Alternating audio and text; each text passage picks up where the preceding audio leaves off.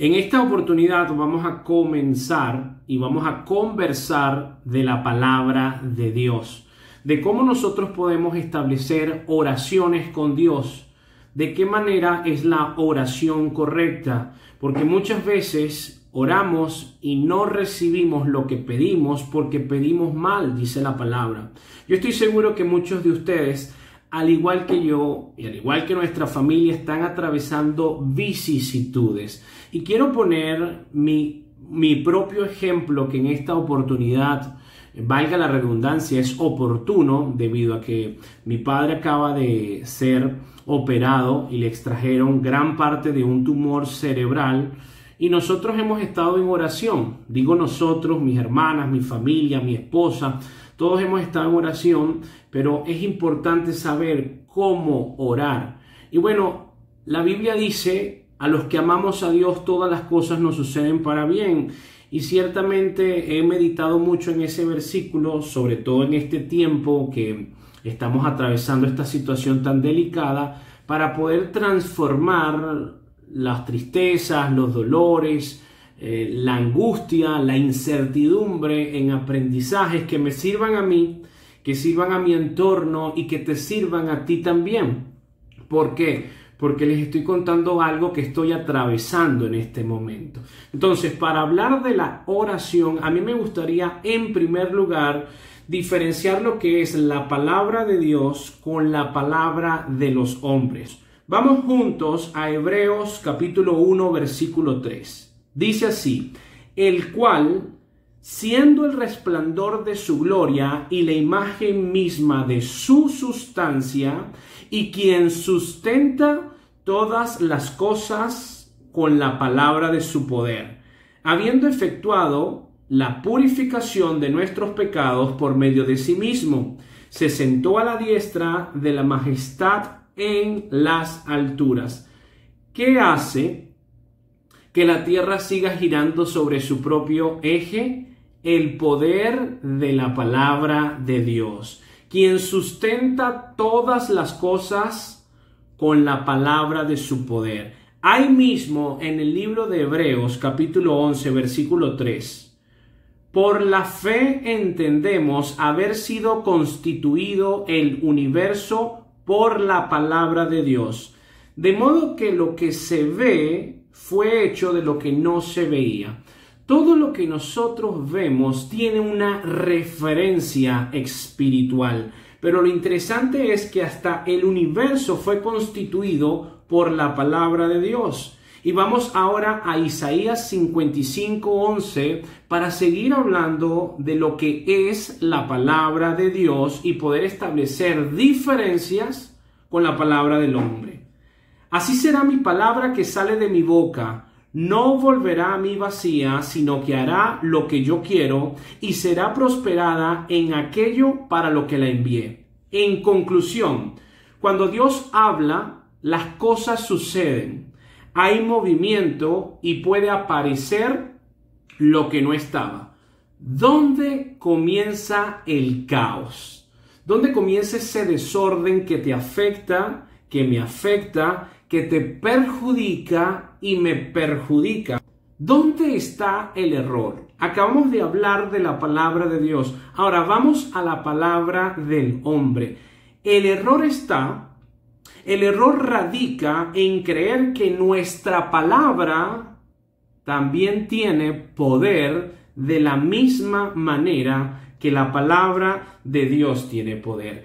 Error gravísimo que nosotros podemos ver con mucha facilidad en motivadores e influenciadores. Tú eres el mejor, descubre el tigre que hay en ti, decía incluso hasta la azucarita, siempre incentivando al hombre a que crea que en su palabra hay poder, centrando al hombre en el medio y dejando a Dios en un lado. Tú puedes, tú lo puedes con eso y mucho más. Mentira del diablo. Ahora, en la iglesia está sucediendo algo similar que se está triplicando peor que un virus. Me refiero al movimiento de decretar, de declarar, de proclamar y recibir. En realidad el hombre tiene la prerrogativa de pedir y decretar cosas. Voy a poner mi ejemplo. Yo tengo a mi padre en este momento hospitalizado, en una situación sumamente delicada. Yo tengo el poder de decir, decreto a mi padre sano. ¿No es cierto? ¿No es cierto? No es cierto. Estamos equivocados y estamos tergiversando lo que la palabra de Dios dice. Ese movimiento humaniza a Dios y diviniza al hombre, y tienes que tener mucho cuidado porque a veces hablamos y no sabemos lo que estamos diciendo y por eso terminamos esperolados. Yo quiero que vayamos en primer lugar, hablando de los hombres, al libro de Jeremías, capítulo 23, versículos 25 al 33. Esta porción es sumamente interesante porque nos permite entender qué fácil podemos ser engañados por nuestras emociones y por nuestros sentimientos. Jeremías 23, 25 en adelante. Yo he oído lo que aquellos profetas dijeron, profetizando mentira en mi nombre, diciendo, soñé, soñé. ¿Hasta cuándo estará esto en el corazón de los profetas que profetizan mentira y que profetizan el engaño de su corazón? Recuerda Jeremías 17:9, engañoso es el corazón y perverso. ¿No piensan cómo hacen que mi pueblo se olvide de mi nombre con sus sueños, que cada uno cuenta a su compañero, al modo que sus padres se olvidaron de mi nombre por Baal? Qué peligroso es que nosotros empecemos a decir al hombre, a empoderar al hombre y decir, tú puedes hacerlo. No es cierto. Dependemos de un Dios que es su voluntad, es su reino, y cuando nosotros empezamos a torcer la palabra, empezamos a desviar a las ovejas del verdadero pastor, y aquí vienen los errores. 23-28. El profeta que tuviera un sueño, cuente el sueño, y aquel a quien fuere mi palabra, cuente mi palabra verdadera. Presta atención. ¿Qué tiene que ver la paja con el trigo? Dice Jehová. ¿No es mi palabra como fuego, dice Jehová, y como martillo que quebranta la piedra? Muchas veces este libro que yo tengo en este momento en mis manos nos dice cosas que a nosotros no nos agradan, como fuego que quema, como un martillazo que viene, a diferencia de motivadores, de pseudopastores que siempre te están diciendo, despierta el tigre que hay en ti. ¿Qué dice Hebreos 4? Hebreos 4:12, en sintonía con lo que estamos desarrollando, porque la palabra de Dios es viva y eficaz, y más cortante que toda espada de dos filos, y penetra hasta partir el alma y el espíritu, las coyunturas y los tuétanos, y discierne los pensamientos y las intenciones del corazón. La palabra de Dios nos confronta, nos exhorta, nos redarguye. No nos dice solamente lo que nosotros queremos oír. Nos dice necesariamente lo que tú tienes que escuchar, así no te guste. Ahí está una diferencia clara. Jeremías 23:30. Por tanto, he aquí que yo estoy en contra los profetas, dice Jehová, que hurtan mis palabras cada uno de su más cercano. Dice Jehová, he aquí que yo estoy contra los profetas que endulzan sus lenguas y dicen, él ha dicho, así ha dicho Jehová, a ti te irá bien. Así ha dicho Jehová, tu padre se va a levantar. Así ha dicho Jehová, tú tienes que entregar todo lo que tienes para el reino. Te están endulzando con esa lengua que acaricia y que te dice lo que tú quieres oír, y por eso te metes el tortazo. Porque es fácil ser engañados por nuestras emociones. Ahora, ¿qué dice Jeremías 23:32?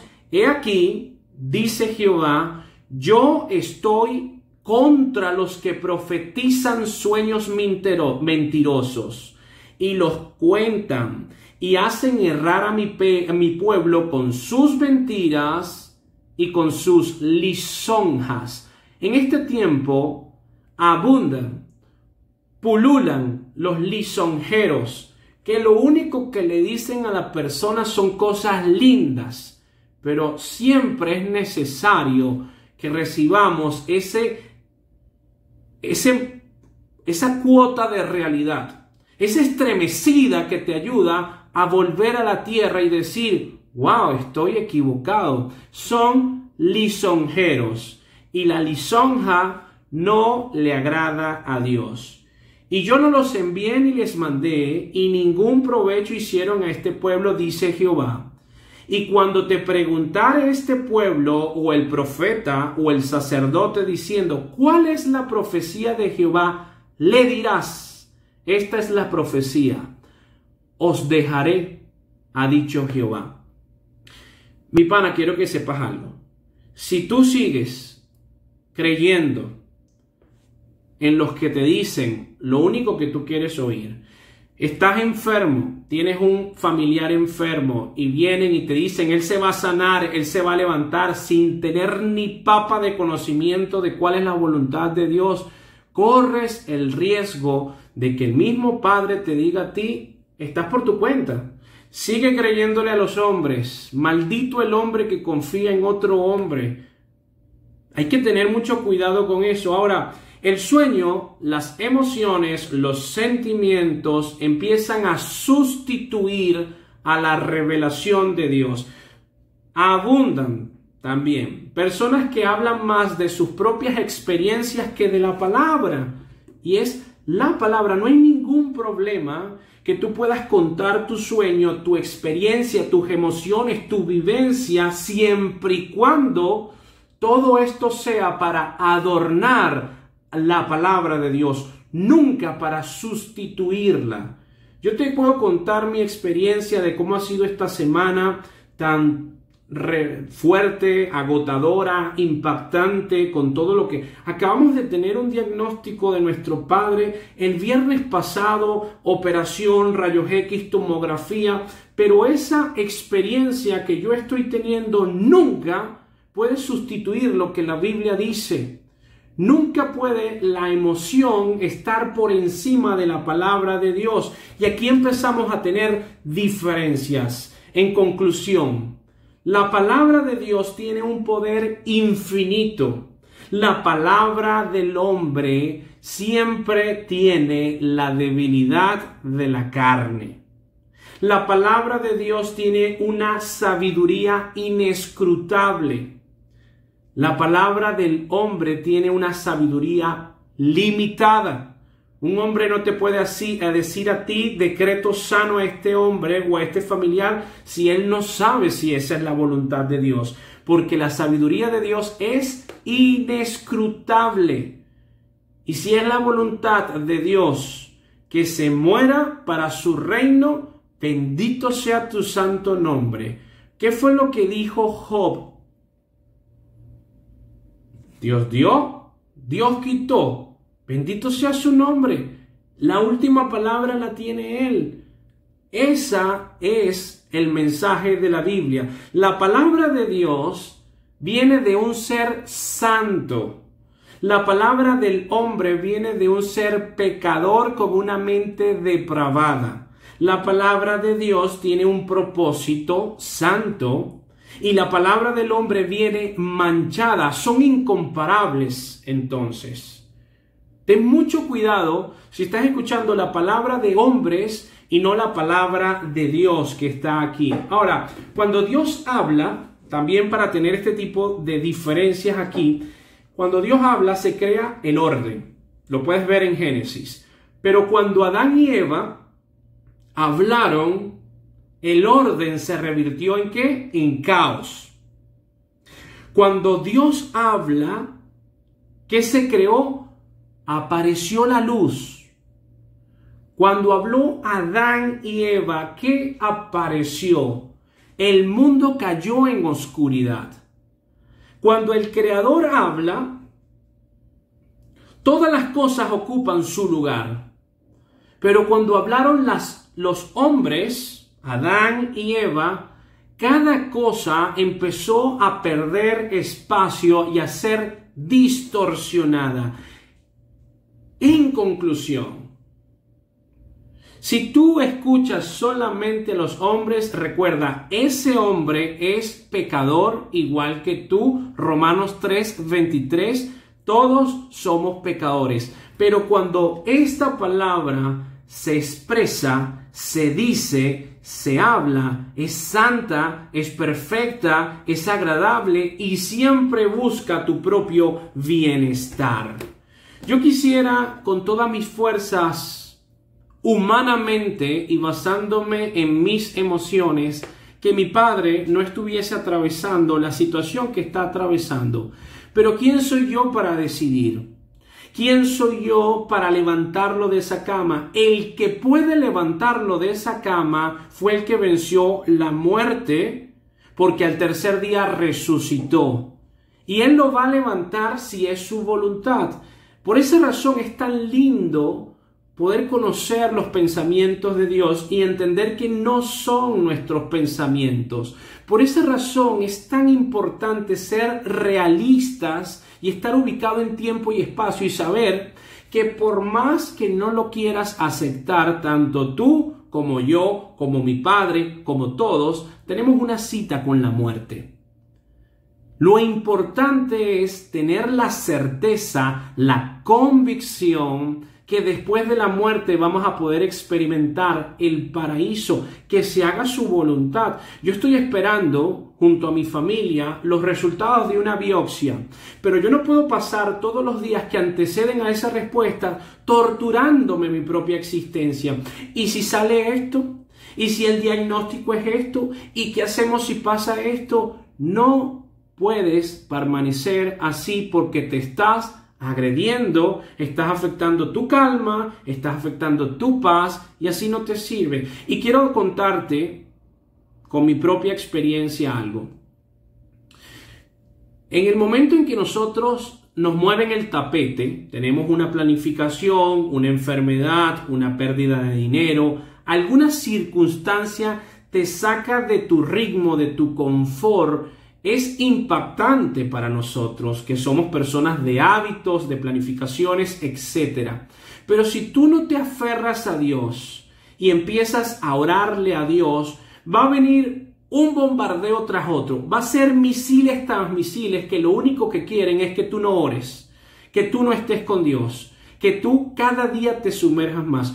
Yo hoy, te lo digo con toda confianza, hoy, por primera vez en todo este tiempo que estoy con la situación de mi padre, salí de mi casa sin orar.